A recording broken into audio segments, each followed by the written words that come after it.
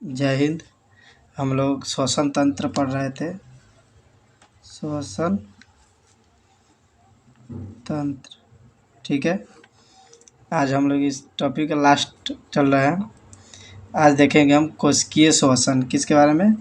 कोशिकीय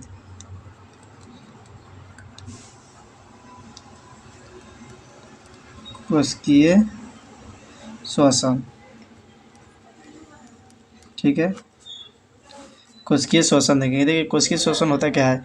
यह मानव के कोशिका के अंदर होता है।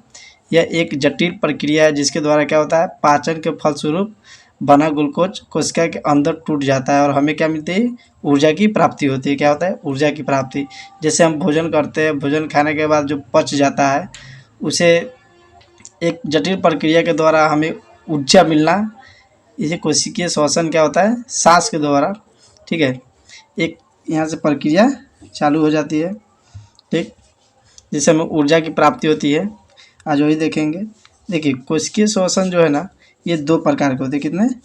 दो प्रकार के, ठीक। पहला है कोशिका द्रव। क्या है? कोशिका द्रव, ठीक है। कोशिका द्रव्य में क्या होता है, अनॉक्सी श्वसन होता है। क्या होता है? अनॉक्सी श्वसन, ठीक है। और दूसरा में क्या है? दूसरा में माइटोकॉन्ड्रिया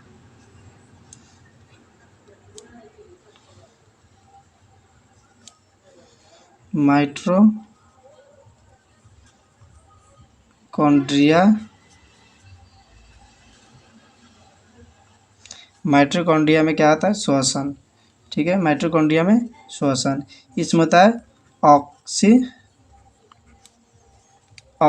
श्वसन, ठीक है। क्या होता है? ऑक्सी श्वसन, ठीक। ऑक्सी श्वसन, देखिए अनाऑक्सी श्वसन और ऑक्सी श्वसन। देखिए यहाँ बताते हैं, यहाँ पे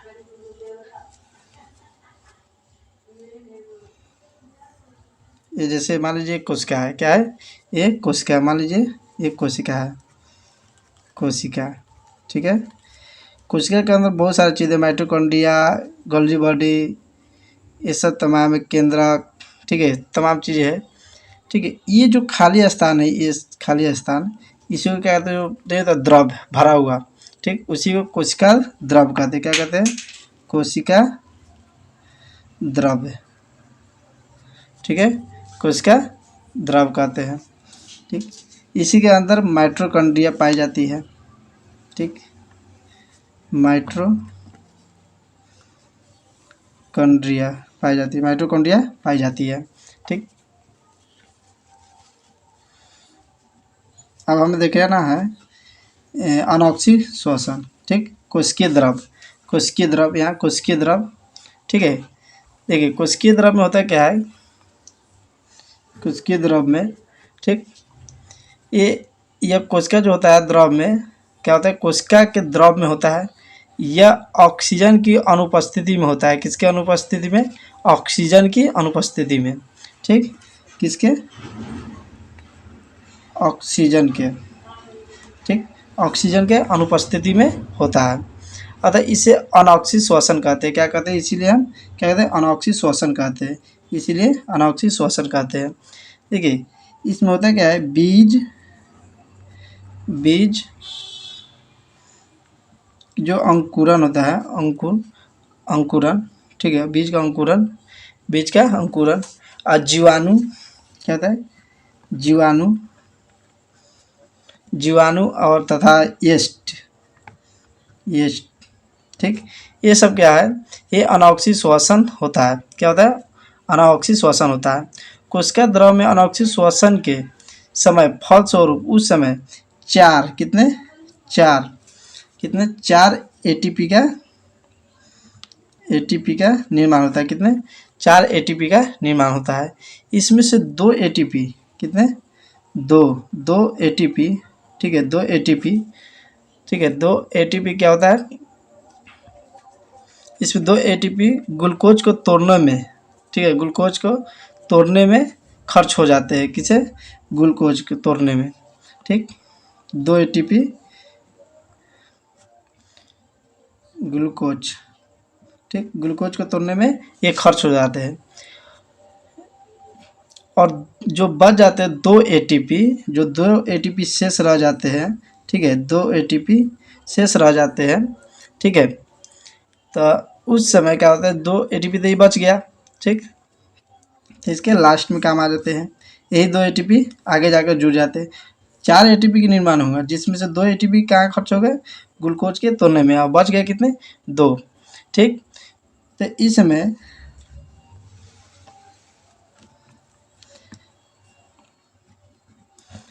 समय ग्लाइकोलाइस, ठीक है, ग्लाइकोलाइसिस, ग्लाइकोलाइसिस,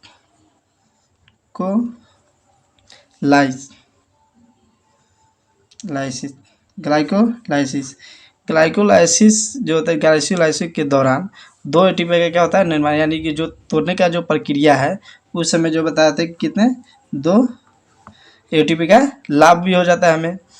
लेकिन यहाँ पे एक और है कि ग्लाइकोलाइसिस के दौरान,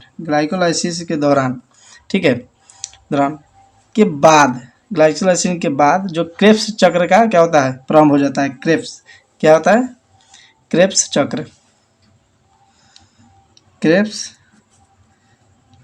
चक्र का प्रारंभ हो जाता है, क्रेब्स चक्र का प्रारंभ हो जाता है। तो ग्लाइकोलाइसिस तथा क्रेब्स चक्र के जो बीच के जो कड़ी है, ग्लाइकोलाइसिस और क्रेब्स चक्र के बीच के जो कड़ी है, उसी को हम लोग क्या कहते हैं, एसीटाइल, क्या कहते हैं, एसीटाइल कहते हैं, क्या कहते हैं, एसीटाइल कहते हैं, ठीक, एसीटाइल कहते हैं हम लोग।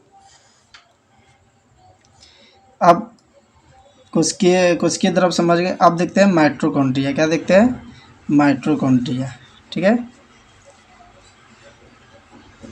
अब देखते हैं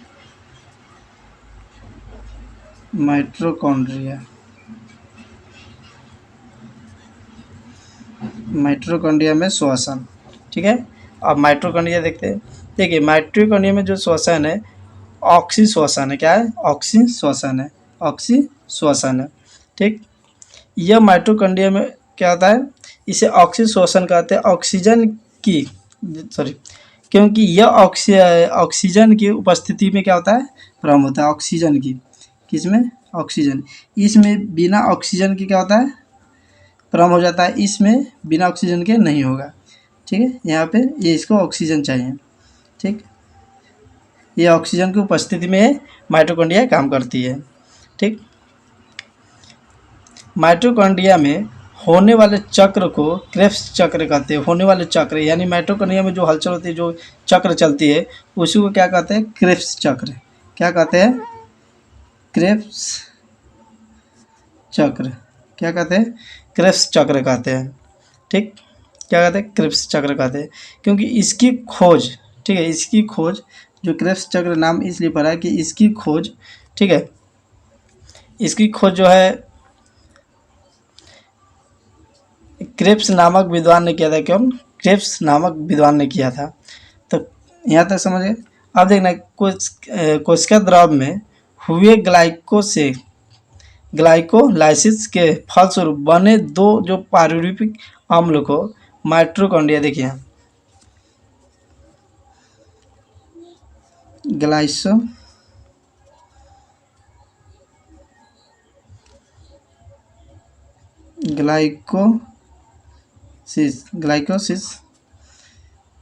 ग्लाइकोलाइसिस जो है, ठीक है, ग्लाइकोलाइसिस के समय बने 2 क्या, पायरुवीक,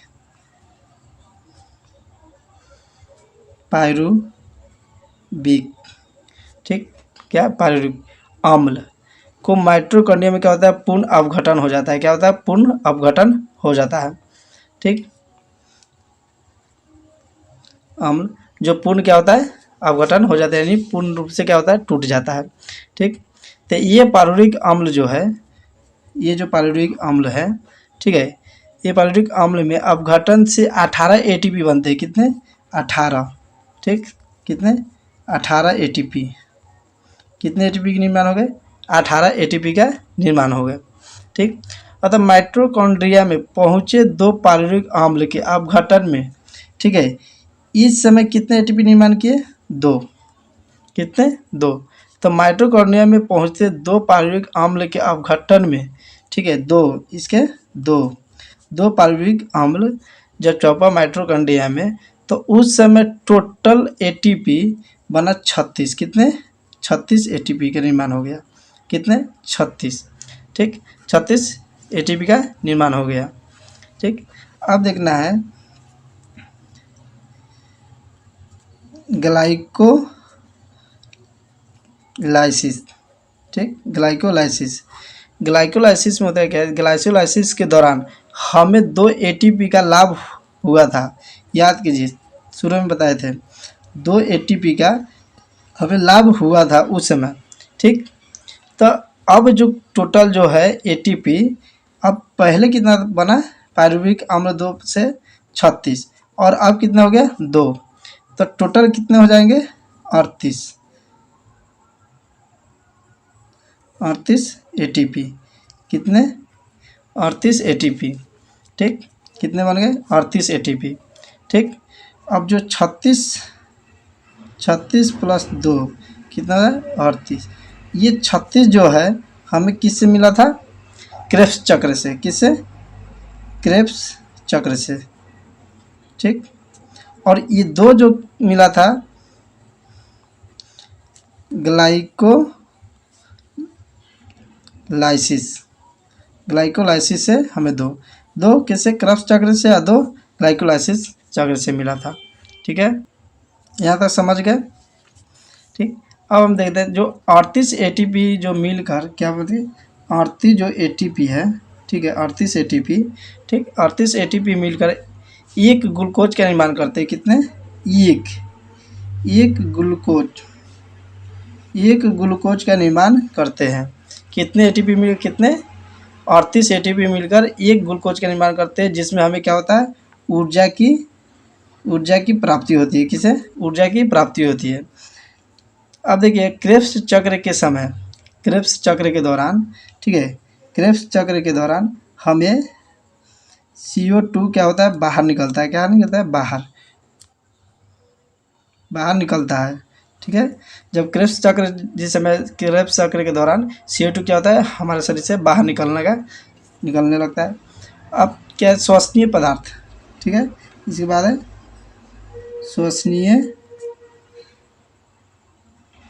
पदार्थ। ठीक है, श्वसनीय पदार्थ, देखिए वैसे पदार्थ जिनका कोशिकीय श्वसन के दौरान अपघटन यानी टूटता जो होता है, टूटना, ठीक है, और हमें ऊर्जा की जो प्राप्ति होती है, उसे क्या कहते हैं, श्वसनीय पदार्थ कहते हैं। ठीक है, क्या कहते हैं, श्वसनीय पदार्थ कहते हैं। इसमें देखिए कार्बोहाइड्रेट, क्या है, कार्बोहाइड्रेट इससे बनता है क्या, वासा। ठीक, और वासा से प्रोटीन, क्या होता है, प्रोटीन। ठीक, प्रोटीन का निर्माण होता है। ठीक, अब देखिए आंतरिक जो कोशिका है, ठीक है, यहाँ पर लिख देते हैं आंतरिक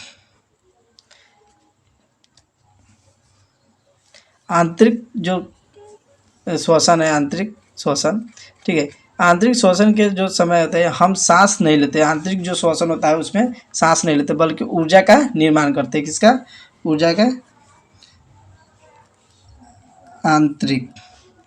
आंतरिक जो श्वसन है, इसमें हम लोग सांस नहीं लेते हैं, क्या है, सांस नहीं लेते हैं। उस समय क्या होता है, ऊर्जा का निर्माण होता है, किसका, ऊर्जा का। ठीक है, ऊर्जा का निर्माण होता है। ठीक, फेफड़े में जो, देखिए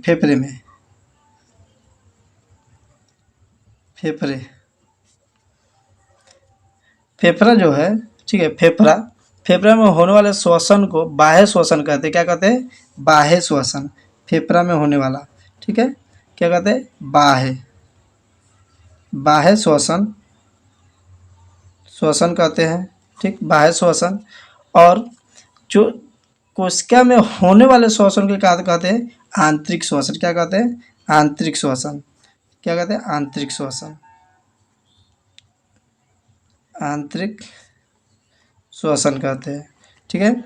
फेफड़ा के बाहर जो श्वसन होता है, फेफड़ा के क्या होता है? बाहर श्वसन, जो फेफड़ा के होने वाले जो श्वसन है वो बाहर क्या कहते हैं? बाह्य श्वसन कहते हैं।